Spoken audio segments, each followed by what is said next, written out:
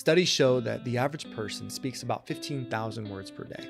So in any given week, you could speak over 100,000 words. And it's like a 500-page novel.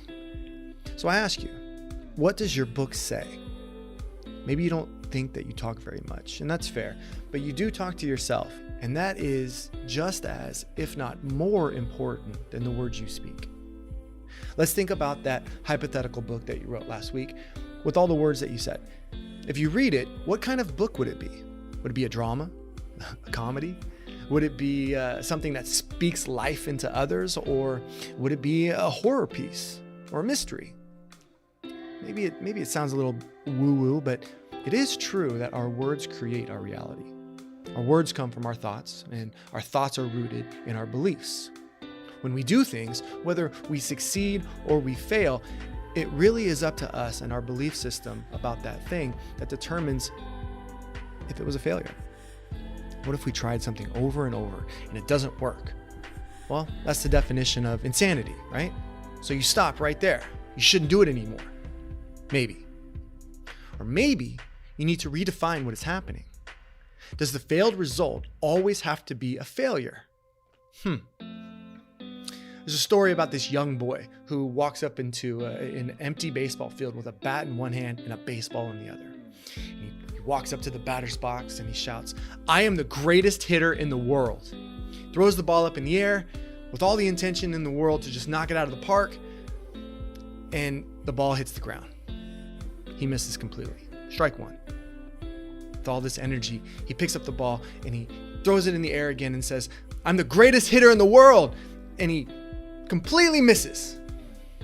Strike two. He's determined though.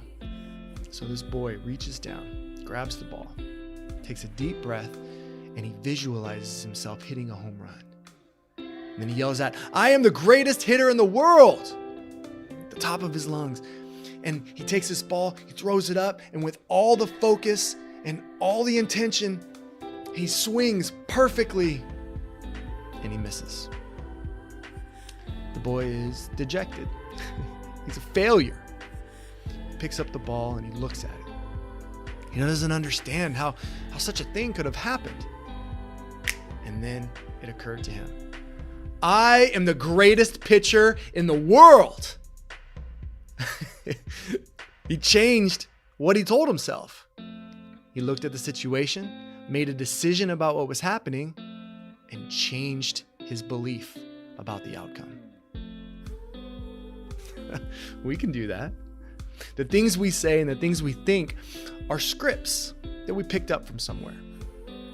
What we say is really a reflection of what we think, which in turn is a reflection of what we believe. And our beliefs, they keep these scripts going in our head, just round and around like a record that never stops spinning. It governs how we see the world, and it governs how we make decisions. So just because we're getting a result that we don't want, it doesn't mean that what is happening is bad. We just need a fresh look, or we need an honest opinion of a trusted friend. We have blind spots created from our beliefs about something, and we don't know about them because they're blind spots. Have you ever heard the word scotoma? S-C-O-T-O-M-A. It's a partial loss of vision, or like a blind spot, and an otherwise you should be able to see it.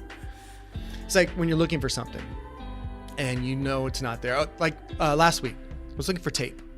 And I was supposed to be in the cabinet. I open up the cabinet. It's not there. I call it to my buddy. I'm like, "Dude, where's the tape?" He says, "It's in the cabinet."